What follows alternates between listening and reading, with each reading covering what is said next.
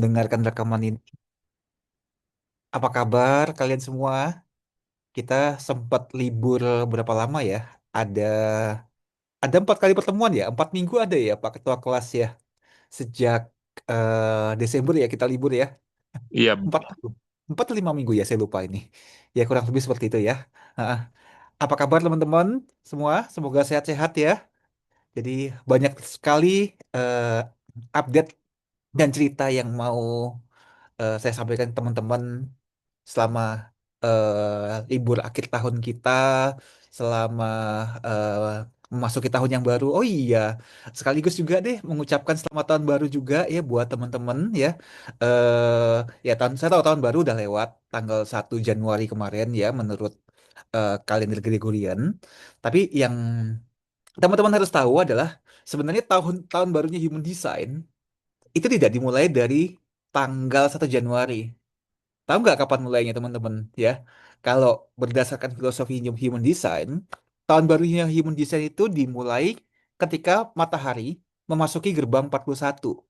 Nah, pertanyaannya kapan? Jawabannya adalah kurang lebih tanggal 23 Januari besok. Ya, ini hari ini tanggal berapa nih? Hari ini tanggal 21 ya. Berarti eh, besok Jumat.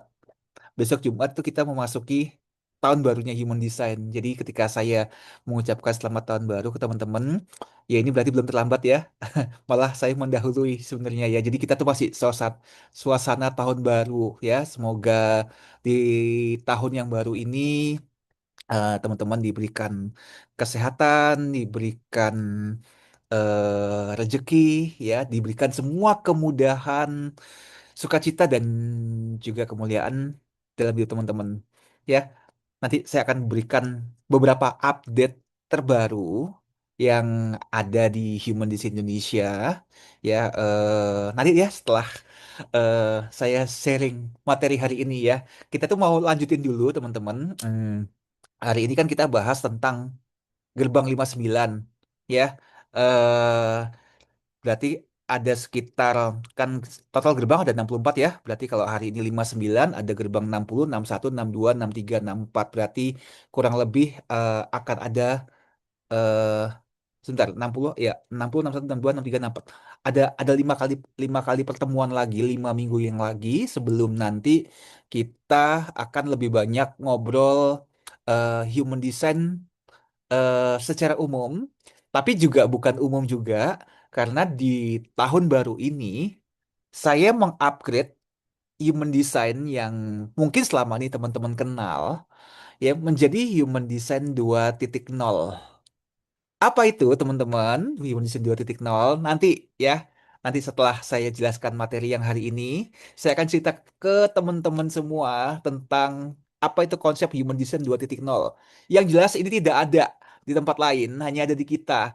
Ya, dan Human Design 2.0 ini akan mengubah eh, sudut pandang teman-teman, pemikiran teman-teman, paradigma teman-teman ya tentang diri sendiri.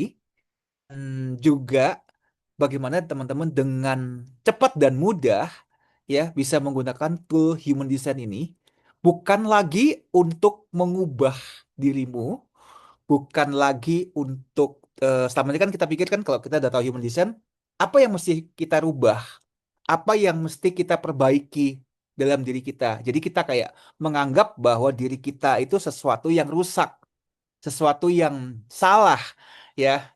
Nah, jawabannya enggak, teman-teman. Di Human Design 2.0 ini adalah kita akan eh, sharing, kita akan membawa teman-teman mengenali desain dirimu ya di mana teman-teman akan kembali menjadi dirimu sendiri ya. Jadi Human Design 2.0 adalah tentang bicara eh, bagaimana mengembalikan kamu jadi kamu ya. Jadi bukan untuk mengubah dirimu untuk jadi sesuatu, untuk menjadi seperti orang, untuk menjadi lebih baik, enggak, tapi cukup dengan menjadi kamu. Itu konsepnya. Nah, nanti saya akan jelaskan detail setelah saya jelasin materi eh, Human Design Gerbang 59 ya hari ini ya. Oke, sekarang saya akan share dulu materi hari ini ya. Oke, ini termasuk buat teman-teman yang mungkin baru hadir hari ini ya. ya silakan diikutin aja karena ini kan sudah materinya sudah jauh ya di 59. Nanti juga nanti setelah 5 minggu lagi ketika kita masuk konsep Human Design 2.0 yang baru ini, mungkin kita akan kembali ke awal lagi ya. Oke, buat teman-teman yang mau memberikan pertanyaan, mengirimkan pertanyaan, mengirimkan komentar, sudah boleh ya. Kolom komentar kita sudah buka, di mana teman-teman nanti boleh tanya apapun pertanyaanmu mengenai human design, tentang astrologi, jinkies, dan juga mungkin ngobrol tentang kehidupan juga boleh, nggak dilarang ya. Nih Kak Unicorn Nadia udah kirim pertanyaan nih di kolom komentar. Oh, bukan pertanyaan, pertanyaan ya. Ini Om Swastiastu, Ko Albert dan Ko Tony, Swastiastu juga. Nah, dia izin menyimak dulu aja, lagi healing dari recovery kecelakaan tunggal. Oh, oke. Buat Kak Nadia, cepat sembuh ya. Semoga, ya semoga baik-baik aja. Semoga eh kecelakaannya nggak parah ya. Ya, semoga cepat pulih dan bisa beraktivitas kembali seperti semula. Ya, oke. Mari kita mulai ya, teman-teman. Hari ini secara khusus kita bahas Human Design Gerbang 59 ya, atau kunci Gen 59. Nah, mari kita lihat sama-sama eh, posisi dari gerbang 59 atau Jinkis 59 sambil di sini teman-teman boleh lihat diagram Human Design kalian masing-masing ya. Dilihat apakah kalian punya gerbang 59 yang aktif. Jadi kalau ditanya apakah saya punya gerbang 59? Yes, kita semua, seluruh manusia di muka bumi ini, kita semua punya gerbang 59 tanpa kecuali. Yang saya tanyakan adalah apakah gerbang 59 kalian itu aktif ya ataukah 59 kalian reseptif. Maka silahkan cross check di diagram human design kalian masing-masing. Oke, ada Kak Nadia, dia request, Ko Albert next week ada pembahasan Rev Human Design New Year 2026. Eh, oke, bolehlah ya. Minggu depan kita bahas ya. Kan masih suasana tahun baru ya. Tahun barunya kan tanggal 23 besok. Ya, oke, minggu depan kita akan bahas ya, selain kita bahas gerbang 60, kita juga akan bahas Human Design Rev ya. Tahun barunya Human Design 2026. Mungkin juga saya akan berikan sedikit gambaran ke depan apa yang akan terjadi di 2026 berdasarkan Human Design. Ya, boleh ya. Thank you Kak Nadia udah eh, udah tanya ya. Jadi teman-teman harus gitu ya, teman-teman harus men-trigger saya sebuah pertanyaan. Teman-teman boleh men-trigger saya dengan sebuah permintaan supaya saya bisa bahas ya di kelas ini. Oke, ya. eh Mari kita lihat sama-sama di dalam diagram ini. Gerbang Human Design 59 atau Jinkis 59, posisinya itu ada di pusat energi di sacral. Ya, posisinya ada di sini. Ya, silahkan teman-teman cross-check di diagram kalian masing-masing, apakah kalian punya 59 yang aktif? Yang aktif ini bisa jadi ada pipa yang keluar di sini, mungkin warnanya merah, mungkin warnanya hitam, atau dua-duanya merah dan hitam. Kalau demikian, maka kita menyebutnya sebagai gerbang yang aktif. Tapi kalau 59-nya kalian ternyata tidak ada pipa yang keluar di sana, ya, alias warnanya putih, berarti bukan berarti kalian nggak punya. Kalian tetap punya, ya. Nah, tapi kita menyebutnya dengan istilahnya reseptif. Boleh teman-teman yang 59-nya aktif, tolong ketikkan di kolom komentar, ya 59 saya aktif atau aktif aja. Kalau 59 kalian putih, ketikkan em, kata reseptif ya, atau R di bawah, supaya saya tahu ya. Kalau ditanya, saya pribadi, 59 saya nyala atau putih, ya. 59 saya putih, ya, reseptif. Jadi saya akan belajar tentang tema gerbang 59 ini dari dunia di sekeliling kita atau dari lingkungan sekitar kita, ya. Oke, gerbang 59 ya seringkali disalahpahami, seringkali di apa ya, ditunjuk, dibully, ya bahkan dibully oleh beberapa orang-orang atau mungkin banyak orang-orang yang baru kenal human design di luar sana sebagai gerbang seksual. Yes, 59 memang memang merupakan gerbang seksual ya, dan termasuk juga semua gerbang yang ada di sekral kita ya. Keseluruhan gerbang ini totalnya ada 9 gerbang di pusat energi kita di sakral. Itu sebenarnya adalah gerbang seksual. Ya, jadi kalau misalnya ada yang ngebully kalian, oh 59 itu kalian adalah orang yang apa namanya nafsuan, gila seks, habis itu apalagi ya nyebutnya ada yang bilang ya nafsuan dan segala macem ya. Teman-teman ketawain aja, sampaikan ke mereka bahwa itu sudut pandang dia yang menarik. Pada faktanya kita punya semua lima sembilannya dan gerbang seksual 59 bukan yang satu-satunya merupakan gerbang seksual, tapi 99 9 pusat 9 apa 9 gerbang yang ada di sini juga merupakan gerbang seksual ya. Nah, mari kita lihat teman-teman ya. Gerbang 59 ini bicara tentang kemampuan ya, kemampuan atraktif dalam hal seksualitas, di dalam hal daya tarik, dalam hal membangun relationship dengan orang lain. Jadi, buat kalian yang punya 59 aktif, secara alami kalian memiliki tanda kutip sex appeal yang cukup kuat yang membuat kalian menjadi orang yang menarik dan atraktif secara seksual. Ya, coba yang 59-nya aktif, saya pengen tahu ada siapa aja di kolom komentar. Kak Unicorn Nadia, 59-nya putih, tos. Kak Alex, separuh putih, separuh merah. Hah? Separuh putih, separuh merah. 59-nya aja Kak Alex. Ya, bukan semuanya. Kalau separuh putih, separuh merah itu berarti saya menangkapnya itu channel. Ya, lihat 59-nya aja. Ya, ya kalau gabung sama sama 6-nya ya itu jadi channel. Tapi kita kan lagi bahasnya gerbang saja. Oke, Kak Alex R ya, reseptif ya. Kak Arifatul Kolib juga R. Coba pengen tahu ada yang 59-nya aktif, nyala. Pengen tahu kalau ada ketikan 59 nyala. Ada? Nggak ada. Oke, gini teman-teman. Kalau teman-teman ketemu orang yang 59-nya aktif, perhatikan cara dia berbicara. Perhatikan cara dia berpenampilan. Mereka adalah orang-orang yang menarik secara seksualitas. Nah, seksualitas yang saya maksud di sini bukan berarti dia pakai baju seksi, terus bajunya terbuka atau kurang bahan dan yang lainnya. Enggak ya, teman-teman ya. Pernah nggak teman-teman ketemu dengan seseorang yang dari secara penampilan dia sangat rapi, rapi, tidak terbuka, tidak seksi, tidak genit juga, tidak dengan sengaja mengundang. Tapi ketika teman-teman deket sama dia, ngobrol sama dia, teman-teman merasa merasakan bahwa orang ini sangat menarik, ya. Orang ini bisa membuat kita nyaman. Nah, ya, ini belum tentu, tapi biasanya orang-orang demikian adalah orang-orang yang memiliki gerbang 59 aktif. Orang ini sangat supel. Orang ini sangat apa ya? Mudah untuk membangun relationship dengan orang lain.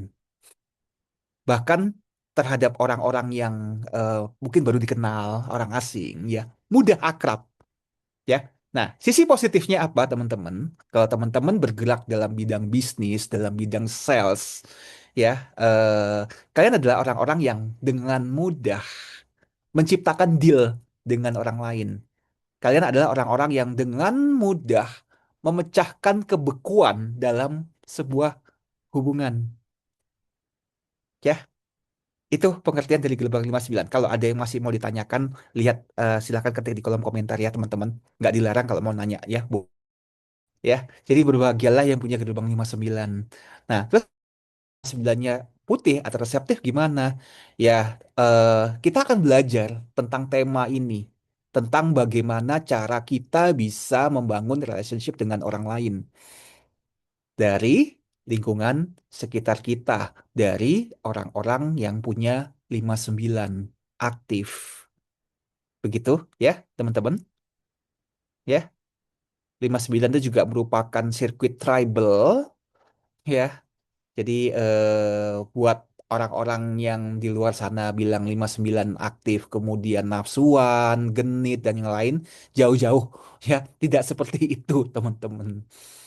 Ya, kan nggak selalu seperti itu ya. Kak Ita, 59-nya kuning. 59 kuning. Ya, intinya gini. Mau dia warnanya merah, hitam, kuning, hijau. Yang penting nggak putih aja. artinya dia aktif, ya.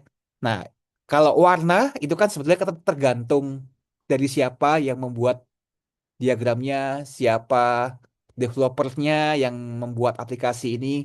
Kalau kita kan di Human Design Indonesia kan cuma dua macam ya warnanya. Intinya kalau dia berwarna, dia aktif. Kalau dia putih, dia reseptif. Bisa ya di sini teman-teman ya. Oke, kita bergerak ke yang selanjutnya. Dari sisi astrologi ya, jika teman-teman melihat Mandala Human Design ini ya, gerbang 59 kan posisinya ada di sini nih ya, kelihatan dia di layar ini. Maka kalau teman-teman perhatikan di lingkaran zodiaknya, di mandala zodiaknya, dia berada di dalam naungan zodiak Virgo ya. Ini di sini ya, ini warnanya kuning ya, teman-teman lihat di sini ya. Dia berada di naungan zodiak Virgo. Maka, kalau kita berbicara tentang archetype dari Virgo itu sendiri, Virgo itu adalah lambang dari seorang gadis muda. Bener ya teman-teman ya? Teman-teman sini ada yang belajar zodiak, ya, ada yang belajar astrologi. Nah, yang kita ngomongin ini bukan zodiak. Yang kita ngomongin adalah tentang astrologi. Ya, astrologi itu jauh beyond dari zodiak itu sendiri. Kalau zodiak kan ya, misalnya saya lahir di bulan Agustus, maka zodiak saya Leo. Ya, saya lahir di bulan September bisa jadi zodiak saya adalah Libra dan yang lainnya ya. Kalau kita hanya menganggap bahwa diri kita adalah satu zodiak, ya itu terlalu terlalu dangkal sekali. Pada faktanya, ketika kita bicara soal astrologi, ternyata ke-12 archetype, 12 zodiak itu semuanya ada dalam diri kita, ya. Nah, sekarang karena zodiak Virgo ini adalah yang mengaktifasi gerbang 59 ini, maka akan banyak sekali sifat-sifat karakter kebiasaan yang dimiliki oleh archetype atau karakter dari Virgo itu ada di dalam gerbang 59. Apa itu?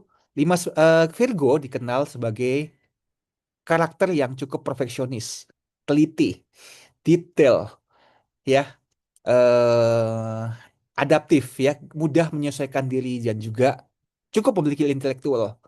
Nah, inilah salah satu alasan kenapa orang-orang yang punya gerbang 59 aktif ini, ya, dia adalah orang-orang yang menarik secara penampilan, secara bagaimana dia membangun hubungan dengan orang lain. Ya, dia cukup adaptif, dia cukup detail memperhatikan terutama apa yang dibutuhkan oleh orang lain, ya, dan juga apa yang dia butuhkan untuk menjadi dirinya sendiri, ya, itu yang membuat dia sangat menarik di sini. Nah, kemudian berikutnya dari sudut pandang I Ching, ya. Nah, I Ching adalah salah satu modalitas yang menyusun human design, ya. Nah, I Ching 59, kalau teman-teman perhatikan bentuk heksagramnya yang ada di pojok kiri bawah ini, ya. eh Trigram atasnya ini adalah trigram angin. Ya, trigram itu ada tiga garis ya.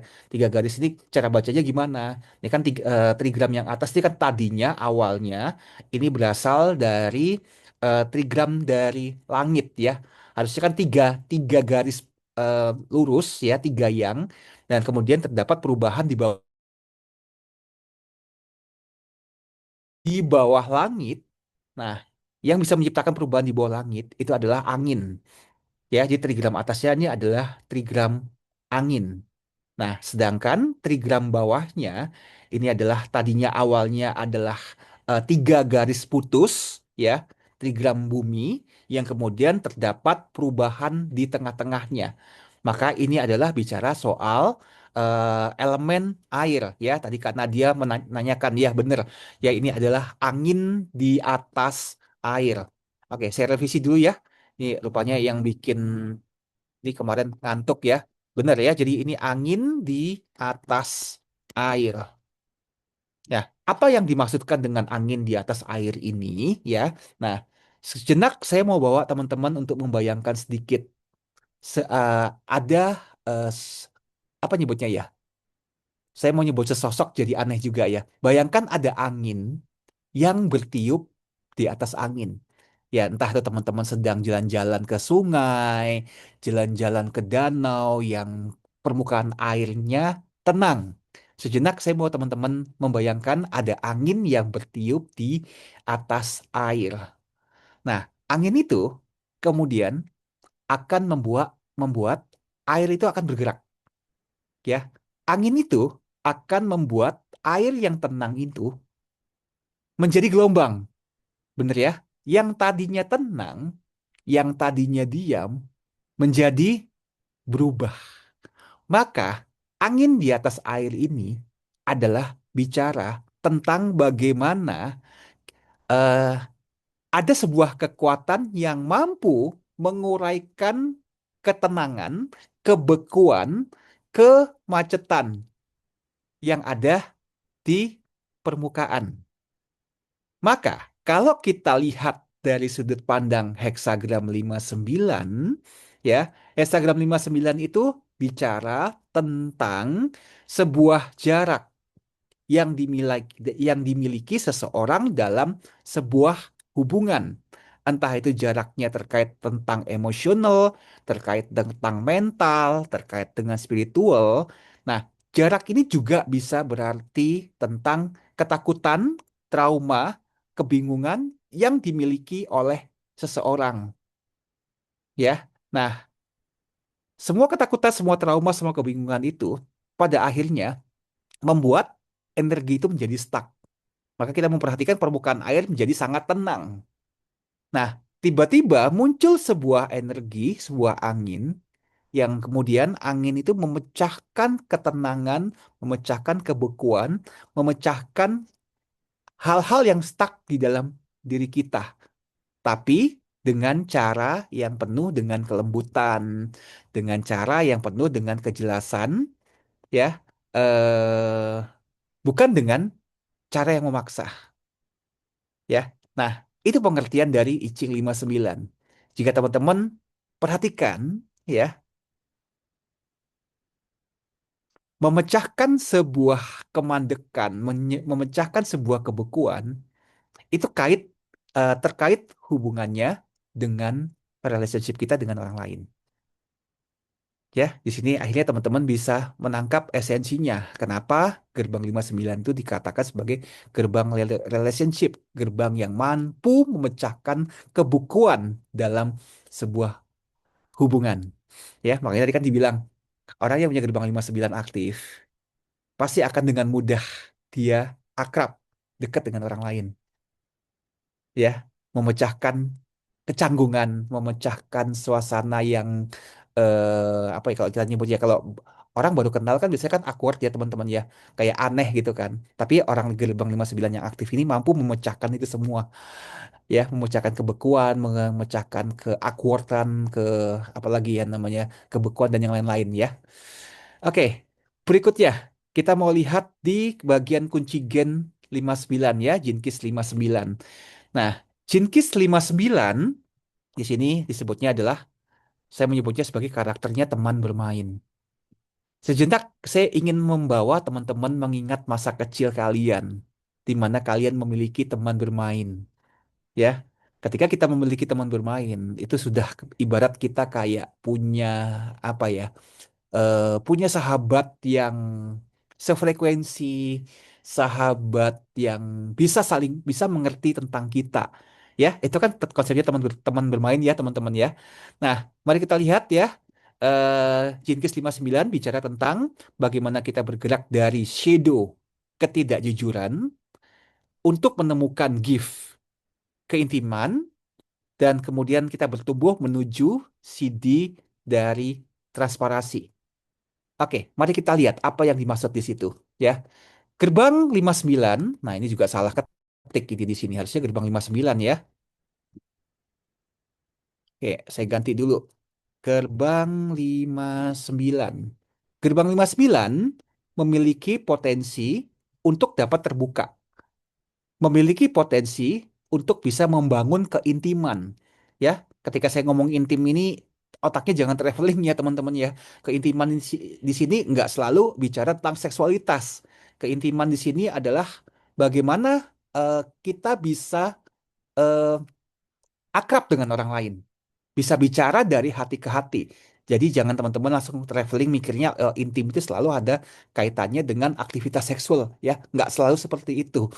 Ya, intim itu adalah ketika kita bisa ngobrol dengan dari hati ke hati, bisa bisa saling terbuka, ya, memperlihatkan sisi rapuhnya kita, ya, dan kemudian bisa menerima itu dalam hidup kita.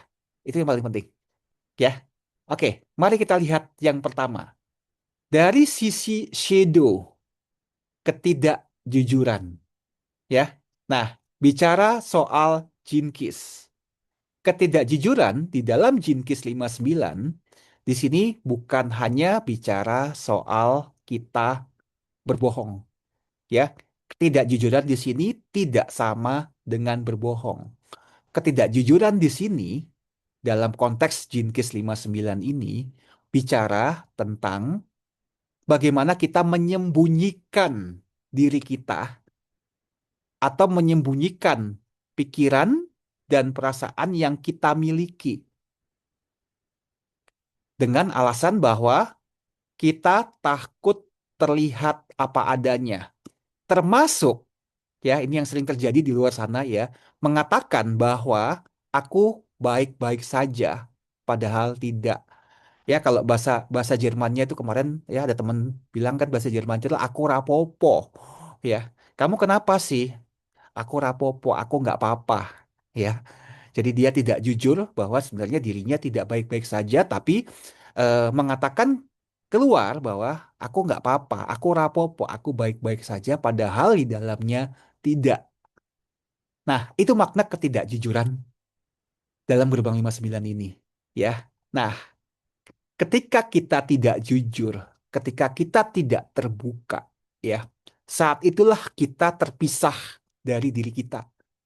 Kita tidak lagi memilih diri kita menjadi kita, ya. Nah, akibatnya apa, teman-teman? Ketika kita tidak berani jujur ini, maka hubungan yang kita bangun dengan orang lain, dengan siapapun itu, entah dengan pasangan kita, entah dengan teman kita, partner bisnis kita, atau yang lainnya, ya, akan membuat hubungan kita akan menjadi terasa sangat dangkal. Ya, meskipun ketemu setiap hari, mungkin dekat secara fisik, tapi akan muncul kosongan di dalamnya. Ya, jadi ada sebuah perasaan tidak aman untuk mengatakan yang sebenarnya, yang harusnya tadi kita bisa ngobrol dari hati ke hati, ya. Tapi karena kita tidak berani memilih untuk jadi kita, memilih untuk jadi jujur, ya, ujungnya adalah, ya, akan menjadikan hubungan itu menjadi tidak aman. Nah, itu makna dari shadow atau sisi kelam dari ketidakjujuran yang ada di Jinkis 59. Ya. Nah, kalau kita mau tarik lagi ke dalam, ya, apa sih yang menyebabkan kita tidak mau jujur? Ya, biasanya yang terjadi adalah perasaan takut, ya, perasaan insecure, takut ditolak, takut ditinggalkan, takut dilukai, ya. Nah, artinya kalau sudah seperti itu, kita tidak lagi memilih kita jadi kita. Nah, gimana caranya, solusinya? Dengan kita meningkatkan frekuensi kita ke sisi frekuensi gift atau sisi talenta yang berikutnya yang kita sebut di sini dengan istilah keintiman. Ya, sekali lagi keintiman di sini eh, di sini konteksnya tidak bicara tentang aktivitas seksual, ya. Jadi jangan, please jangan traveling otaknya, ya. Karena keintiman yang dimaksud di sini adalah keberanian untuk kita mau jadi kita. Keberanian untuk mengatakan kebenaran sesuai dengan apa adanya. Kemampuan untuk bisa hadir sepenuhnya tanpa kita pakai topeng. Ya, itu adalah saat di mana kita mampu dan merasa aman untuk membuka diri kita, ya, termasuk mau mendengar dan mau dilihat diri kita apa adanya. Ya, jadi, nah, konsep keintiman sini juga bukan berarti oh kalau gitu untuk bisa eh, menjalani gift keintiman ini saya harus buka segalanya tentang diri saya ke orang lain. Enggak kayak gitu, teman-teman ya. Jadi lebih tepatnya adalah kembali menjadi diri kita apa adanya, ya, jujur dengan diri kita apa adanya, tidak membohongi diri sendiri, ya, demi kita dianggap terlihat baik, ya, untuk kita menjadi orang lain yang tidak perlu seperti itu. Dan tidak perlu juga kita membuka diri kita, wah ini aku punya kelemahan kayak gini, kamu harus ngerti aku nggak gitu juga, teman-teman. Ya, tapi kita jujur tentang siapa diri kita, jujur tentang apa yang kita rasakan, apa yang kita pikirkan, itu yang paling benar di sini, ya. Nah, ketika kita bisa mampu menjalankan ini, ya, maka artinya kita sudah memilih untuk jadi diri kita. Artinya kita juga sudah menjadi aman menjadi diri kita sendiri, ya. Nah, keintiman di sinilah itu yang tadi dimaksudkan di heksagram 59 adalah kemampuan untuk bisa mendekatkan jarak dalam hubungan. Ya, nah perhatikan orang-orang yang kita kenal supel, mudah akrab dengan orang lain. Ya, kenapa dia bisa akrab seperti itu? Karena dia memilih untuk jadi dia. Dia tidak memilih untuk jadi orang lain. Dia memilih untuk jadi dia apa adanya. Ya, nah ketika kita memilih diri kita jadi apa adanya, menjadi diri kita sendiri, maka kita sudah menggunakan energi yang berbeda. Nah, ini kan kita ngomongin gerbang energi ya.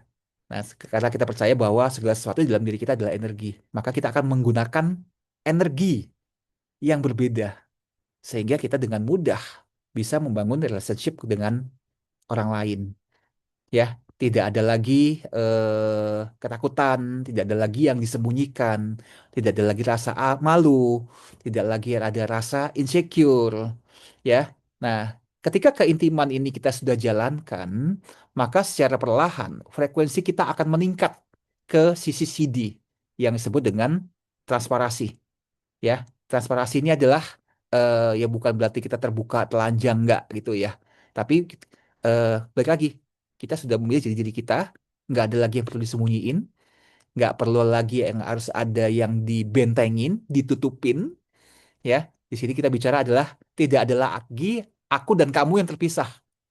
Jadi ini adalah sebuah kondisi kemurnian yang total, ya, bukan karena kita terpaksa harus jujur, terpaksa terbuka, tapi karena kita sadar sepenuhnya bahwa tidak ada lagi yang kita sembunyikan dalam hal ini, ya. Nah, untuk menutup penjelasan dari Jinkis 1 Gerbang 59 ini, saya mau berikan teman-teman sebuah pertanyaan yang mungkin teman-teman bisa renungkan. Ya, pertanyaan ini adalah yang pertama, coba renungkan di mana aku nggak jujur dengan diriku sendiri. Kemudian, bagian mana dalam diriku yang aku masih takut untuk dilihat orang, ya, di mana aku masih mau menyembunyikan diriku.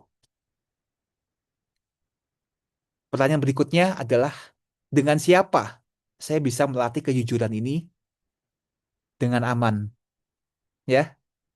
Nah, pertanyaan ini yang akan membantu teman-teman meningkatkan kesadaran kalian, ya. Karena sekali lagi, Jinkis ini dia bekerja dari kesadaran dan bukan dari paksaan, ya. Itu tentang gerbang 59 dan kunci gen 59. Silakan kalau teman-teman ada yang mau berkomentar, ada yang mau bertanya, ya. Wah, ini udah banyak yang ada di grup ya. Kayak Nico Nadia, Ko Albert ya 59 win above water. Iya, itu salah ketik tadi ya. Ini sudah direvisi tadi, udah saya revisi. Kemudian Kak Yuniko Nadia berarti kalau ada yang punya 596 unconscious aktif. Gimana gimana gimana sebentar. Berarti kalau ada yang punya 596 unconscious aktif, berarti ini channel kan? Channelnya dua-duanya baik itu gerbang 59 dan gerbang 66 dua-duanya merah dong ya. Ya, berarti dan aktifnya di Sun dan Earth, berarti di bagian desain. Ya, berarti Dia adalah orang yang menarik secara penampilan, ya, karena energetik tubuhnya dia memancarkan energi yang menarik untuk bisa membangun relationship dengan orang lain. Ya, yang seperti saya tadi bilang tuh ya, orangnya tidak perlu menggunakan baju yang seksi, tidak perlu menggunakan baju yang terbuka, nggak perlu, ya.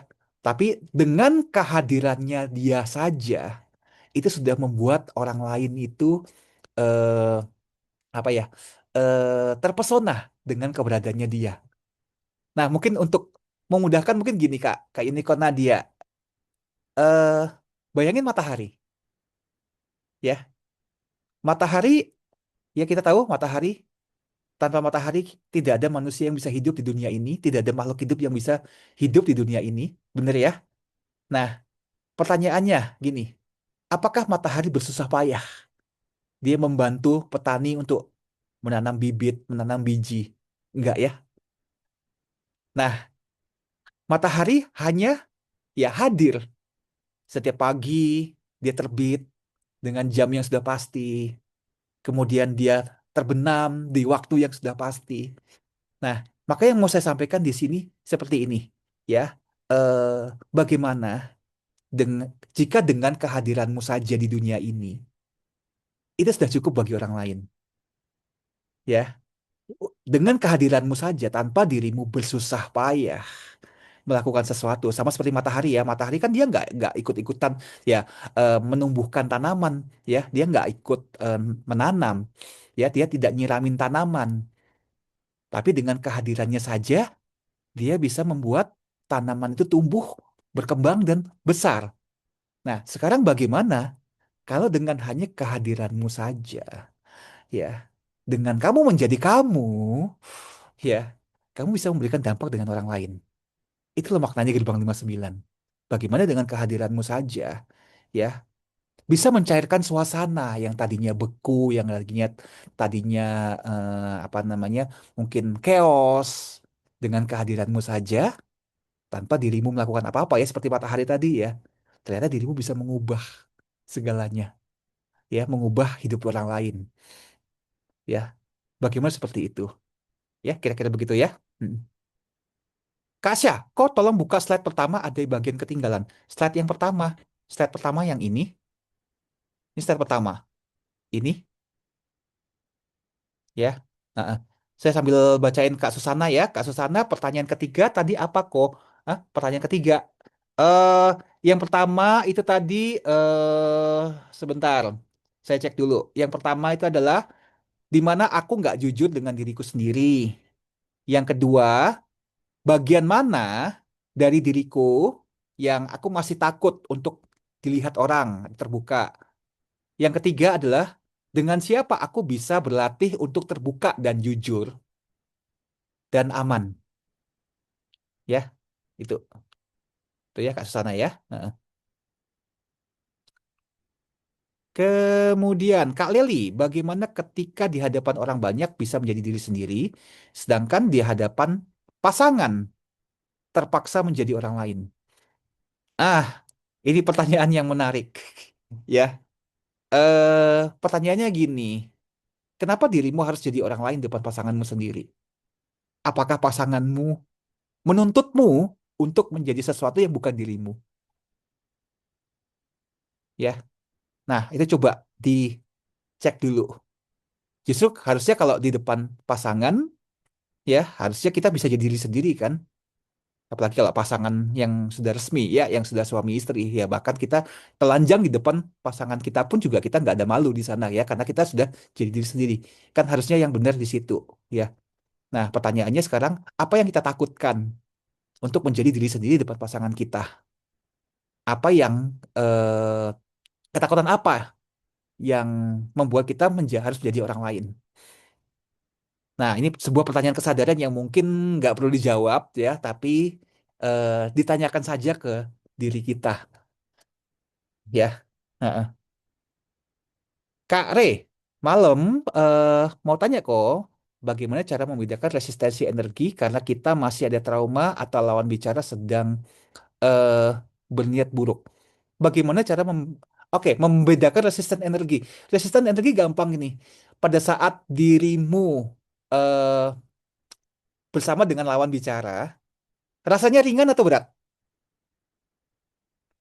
Ya, kalau berat bisa jadi itu bukan punyamu, ya.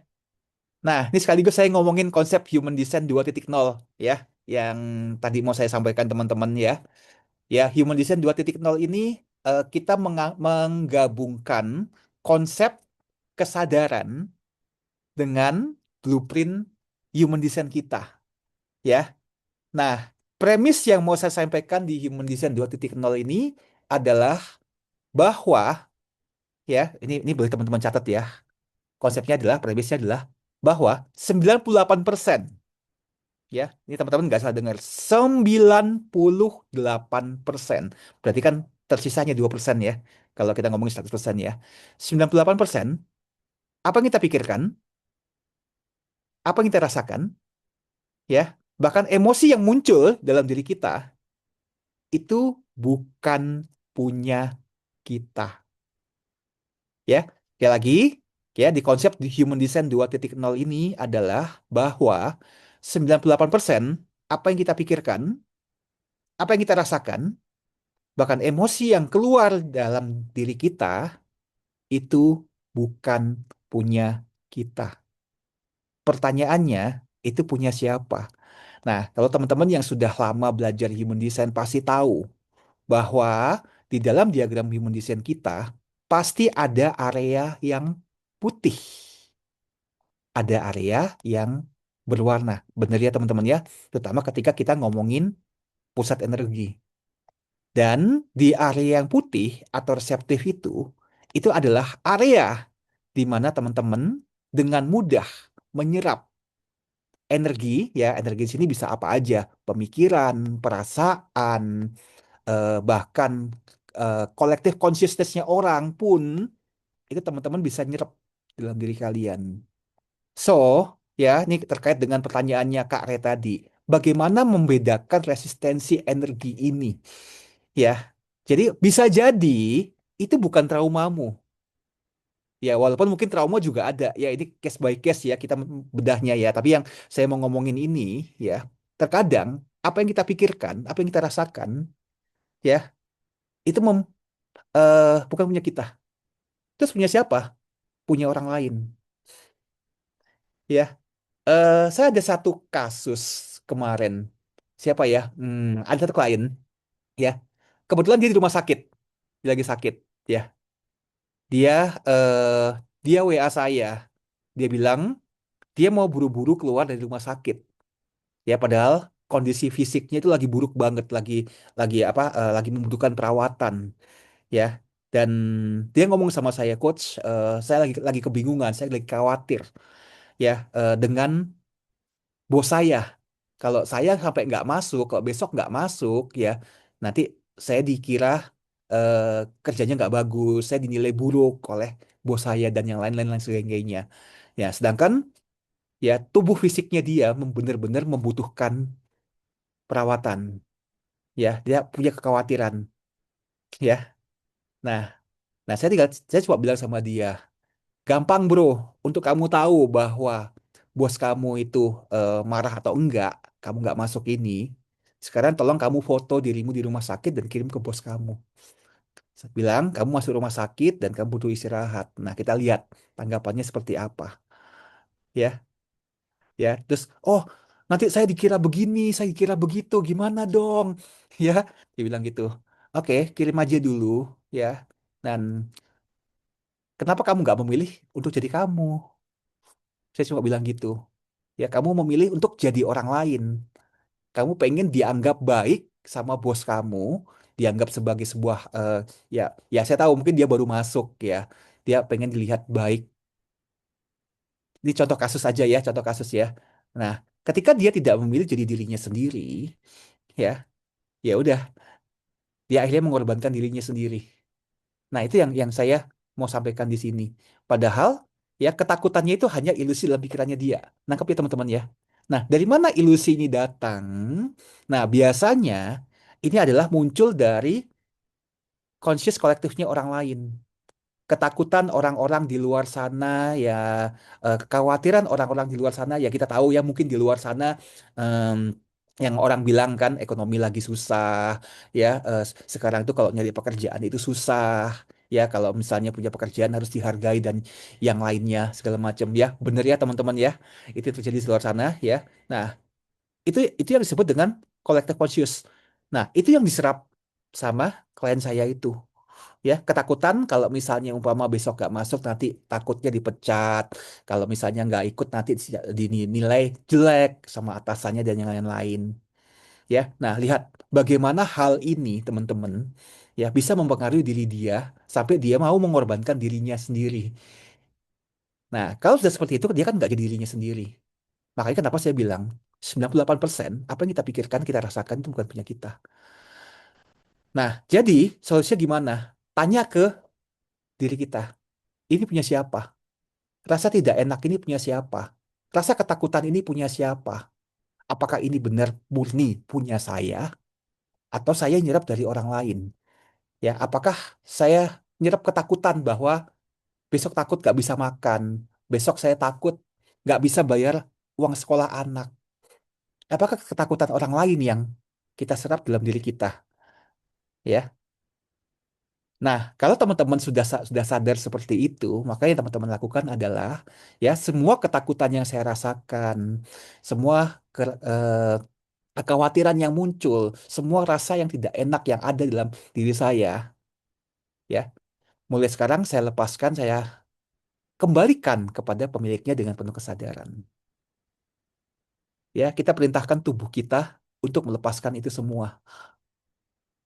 Ya, itu Kak Rey, mudah-mudahan menjawab ya pertanyaanmu. Heeh. Jadi bisa jadi bukan datang dari trauma, bisa jadi adalah kita nyerap energi dari orang lain, ya, nyerap idenya orang lain, ya, nyerap realitanya orang lain juga termasuk di situ. Jadi inilah konsep human design 2.0, bahwa kita sadar bahwa tidak semua yang muncul dalam diri kita itu punya kita. Bisa jadi kita nyerap dari orang lain. Dari mana nyerapnya? Dari area yang putih dalam diri kita, baik itu dari pusat energi maupun dari gerbang putih yang kita miliki, ya, kira-kira begitu. Mm. Kemudian, ini KR, bagian yang masih disembunyikan kekurangan diri kayak yang takut kalau orang berpikiran apa gitu tentang saya, kalau mereka takut kekurangan saya dengan siapa. Oh, ini pertanyaan tadi ya. Hah. Ada saran nggak kok baiknya dengan siapa yang kita tuju? Ya, balik lagi, konsepnya jangan lagi menggantungkan dengan siapa orang di luar sana. Ya, kita balik kepada diri kita sendiri, ya. Nah, selalu ingat teman-teman, ketika kita ngomongin human design ini tidak untuk mengubah dirimu menjadi sesuatu, untuk tidak membuat teman-teman untuk transformasi jadi sesuatu, enggak. Human design adalah untuk mengembalikan dirimu, mengembalikan kamu tetap jadi kamu, ya. Kalau kamu memilih jadi kamu, kamu akan menjadi orang yang sangat powerful sekali, ya. Kalau kamu memilih jadi dirimu sendiri, kamu tahu apa yang kamu mau. Dan sadari bahwa ini adalah power. Dan ini sangat luar biasa. Ya, ini yang membuat kamu menjadi orang yang cukup dominan pada akhirnya. Tidak lagi takut dengan segala sesuatu. Ya, jadi kalau ditanya sarannya apa, dengan siapa yang bisa dituju, bagaimana kalau kita kembali menjadi diri kita sendiri? Ya, tidak, kita memilih untuk jadi kita, tidak memilih jadi orang. Ya. Jadi ketakutan saya akan pandangan orang kalau tahu kekurangan saya itu sangat mungkin bukan ketakutan saya. Kak Raisa, iya bisa jadi. Ya. Nah, untuk Kak Raisa pertanyaannya, ya. Di umur berapa Kak Raisa menyadari bahwa dirimu takut dengan kekuranganmu? Di umur berapa Kak Raisa sadar tentang kekuranganmu? Ya. Kenapa saya tanya seperti itu? Kapan dirimu menyadari kekuranganmu? Artinya, ya, di saat itulah ada orang lain yang ngasih tahu kekuranganmu, bener nggak? Padahal sebelumnya mungkin dirimu merasa dirimu baik-baik saja. Tapi ketika ada satu orang atau siapapun yang mengatakan, Kak Iraisa, kamu kurang loh di sini. Kamu harus ini gini loh ya. Kok kamu begini?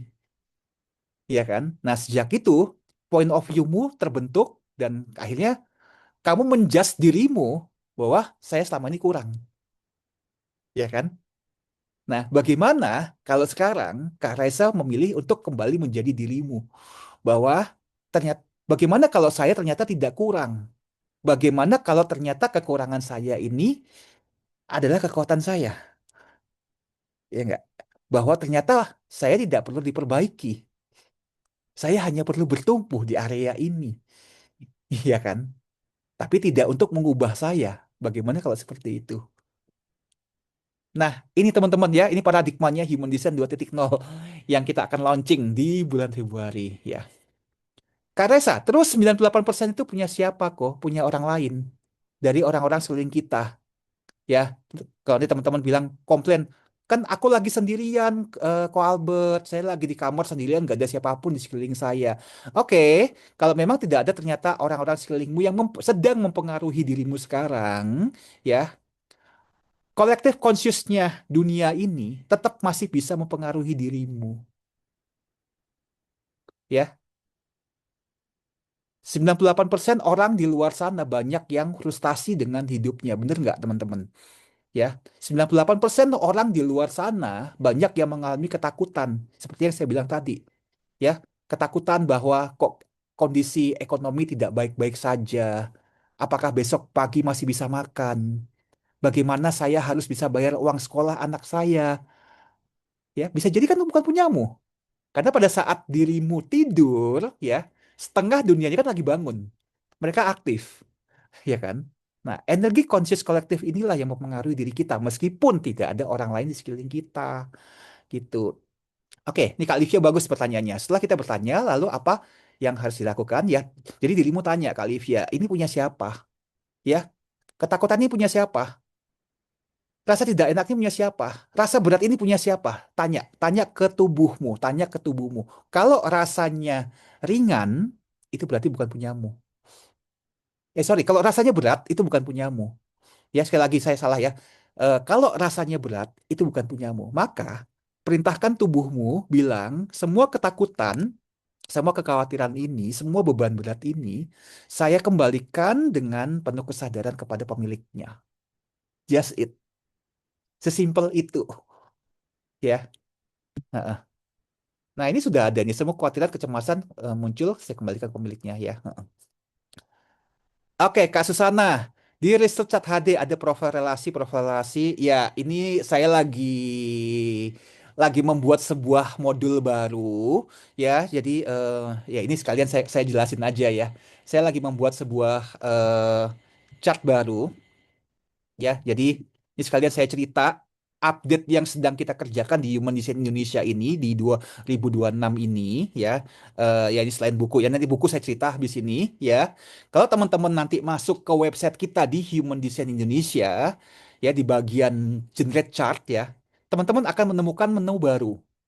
Yang pertama adalah Human Design Set Real. Kemudian ada Human Design True Set Real, jadi ini menggunakan 13 zodiak. Kemudian ada Human Design Branding Jiwa. Yang keempat adalah Human Design Profile Keuangan. Ya, ini sebenarnya yang keempat ini mungkin teman-teman sudah tahu dari ya November, Desember kemarin ya, ketika saya membuat sebuah komunitas manifestation, mungkin teman-teman sudah lihat. Dan yang kelima ini ada Human Design Relationship ini. Nah, ini kemungkinan akan keluar di ya paling lambat hari Senin besok ya. Jadi Human Design Relationship ini sekaligus menjawab pertanyaannya Kak Susana. Ya, ini bukan tentang eh diagram gabungan, enggak. Ya, Human Design Relationship ini adalah bicara tentang diagram individu kita. Ya, apa sih yang sebenarnya kita butuhkan dalam sebuah hubungan? Apa sih yang dorongan apa sih yang kita miliki dalam diri kita yang kita cari dalam hubungan kita dengan orang lain? Ya, karena selama ini kalau kita ngomongin relationship kan adalah bicara tentang orang lain.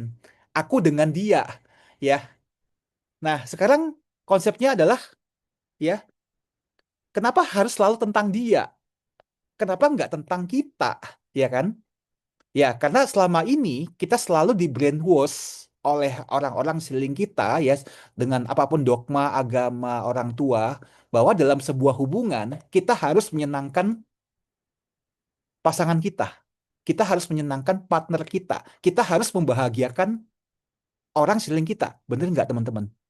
Kalau teman-teman memilih untuk membahagiakan orang lain, teman-teman memilih untuk menjadi dampak orang lain, apakah dirimu sudah membahagiakan dirimu? Apakah dirimu sudah menjadi dampak untuk dirimu? Ya, sering ya kita dengar di luar sana ya yang mengatakan kita harus jadi berkat bagi orang lain. Kita harus jadi dampak bagi orang lain. Benar ya teman-teman ya? Nah, itu nggak salah juga sih teman-teman. Nah, tapi sekarang gini, ketika teman-teman belajar human design, sudahkah teman-teman ya menjadi berkat untuk dirimu sendiri? Kamu mau jadi berkat buat orang lain, tapi apakah kamu sudah jadi berkat untuk dirimu sendiri? Ya, kamu diminta untuk memberikan dampak, memberikan kebahagiaan kepada orang lain. Pertanyaannya, apakah kamu sudah memberikan kebahagiaan untuk dirimu sendiri? Apakah kamu sudah memberikan dampak untuk dirimu sendiri? Nah, ini nanti yang ada di chart Human Design Relationship ya. Nah, ini lihatnya di mana? Ya kalau teman-teman ke websitenya Human Design Indonesia, ini kan ada chart generator ya. Ini kalau di HP ini ada menu ketiga. Ya, ini sekarang yang sudah ada nih profil keuangan. Ini teman-teman udah bisa akses. Set real juga sudah ada. Set real ini kita menggunakan perhitungan astrologi Vedic India ya. Kalau terus set real ini kita menggunakan perhitungan 13 zodiak. Jadi kalau teman-teman nanti coba ya, teman-teman akan menjumpai diagram yang berbeda dengan diagram yang teman-teman biasa gunakan sekarang ini. Ya, nanti ini bedanya apa? Nanti saya jelaskan di kelas yang lain ya teman-teman ya. Ada set real, ada true set real. Ya, nah kemudian nanti hari Senin paling lambat di sini akan nanti muncul tentang chart relationship ya. Balik lagi bicara tentang kita. Apa yang kita butuhkan dalam sebuah hubungan? Selama ini kayak kita dituntut untuk bahagiain orang lain. Tapi pernah nggak kita tanya ke tubuh kita sendiri, ke dalam diri kita sendiri, ke jiwa kita sendiri, ya, kita sebenarnya butuh apa sih dalam hubungan ini? Ya, karena konsep yang hubungan yang benar itu adalah bukan kita yang membahagiakan orang lain, tapi kita bahagia dulu dengan diri kita, ya. Oleh karena kita bahagia, sukacita kita meluap dan penuh, maka kita membagikan kebahagiaan itu kepada orang lain. Harusnya konsep yang benar seperti itu. Karena apa? Kalau kita eh, memaksakan diri memberikan kebahagiaan ke orang lain, ya, artinya apa? Ada yang kosong dalam diri kita. Ujung-ujungnya apa? Dalam sebuah hubungan, kita akan nuntut ke orang lain untuk membahagiakan kita. Saat orang lain itu tidak bisa membahagiakan kita, maka kita merasa diri kita hampa dan kosong karena kita tergantung sama orang lain. Tapi beda kalau paradigmanya, sudut pandangnya bahwa kita bahagia dulu. Oleh karena kebahagiaan saya penuh, oleh karena sukacita saya penuh, maka saya ingin membagikan kebahagiaan ini kepada orang lain. Nah, itu konsep yang benar. Maka kita kembalikan ke situ ya, teman-teman ya. Oke. Wah, udah jam 8. Pak Ketua kelas saya masih bisa ditambahkan sedikit waktu, boleh? Boleh 5 menit ya? 3 menit lah bro, sama Oh, ada kelas berikutnya. oh 3 menit ya, udah 3 menit ya. Maaf ya teman-teman ya. Oke, 98% sumbernya atau riset terbaru. Riset terbaru. Dari pengalaman saya 9 tahun ketemu klien dalam human design. Jadi saya berani mengatakan seperti ini. Reflektor ya, reflektor juga ya ketika dia sendirian, bukan berarti dia nggak bisa nyerap ya. Dia menyerap eh, conscious apa conscious kolektifnya orang lain ya. Nah, kemudian kayak Unicorn Nadia kalau sesama sesama putih gimana? Oke, hati-hati yang solar plexusnya putih ya, reseptif ya. Kan sering dibilang kamu tuh empat ya. Nah, ketika kamu empat sama orang lain ya, kamu akhirnya tenggelam dalam dramanya dia, dalam realitanya dia. Nah, empat tuh kan artinya kan kita kita menyerap kesedihannya orang lain kan. Nah, kalau kita ikut tenggelam dalam kesedihannya dia, ya, maka kesedihan dia jadi realita kita. Maka kita belajar untuk sadar, untuk tidak masuk ke dalam kesedihan atau realitanya dia. Ya, itu hati-hati banget. Itu untuk Kak Unicorn Nadia. Apa bedanya ke unconscious? Kalau unconscious kan belum belum menyadari, kalau conscious sudah sadar ya. Heeh. Kemudian ya udah habis ternyata. Oke, itu teman-teman yang saya bisa cerita. Oke, 1 menit lagi ya. Kita di bulan Februari ada beberapa buku baru yang akan kita launch, luncurkan ya bukunya ini sudah tinggal cetak aja ya. Nah, ini ada Human Design 2.0. 2.0 ini adalah memperbaharui dari Human Design yang udah ada sekarang. Ya, seperti yang tadi sudah saya cerita konsepnya, termasuk di sini juga kita ajarin cara untuk rilis, untuk kita mengenali energinya orang lain. Kemudian ini desain karir dan kekayaan ya. Nih, yang masih bingung kerjanya apa, nanti ada bisa terjawab di buku ini. Nah, kemudian ada Human Design Bali. Nah, ini adalah saya menggabungkan budaya Bali dengan human design dan ini sebenarnya saya tulis dalam bahasa Inggris karena ini marketnya untuk bule, untuk orang-orang yang datang ke Bali ya. Kemudian ada warna persona yang mungkin ini sudah ditunggu-tunggu juga ya. Ada warna warna fashion kita berdasarkan human design. Yang terakhir adalah tentang parenting human design. Ya, ini yang paling bisa saya umumkan ya. Ya selama kita nggak ketemu ini, ya ini yang saya kerjakan dan banyak update lagi yang tidak kalah menariknya di 2026 ini. Ya, paling itu dari saya hari ini teman-teman. Ya, nanti kita ketemu minggu depan lagi, minggu depan ya, hari Oke, Rabu depan ya. thank you Thank bro. you, Pak Ketua Kelas. Terima Saya kasih kembalikan. kok Thank you. ilmunya. Sama-sama. Bye. Malam.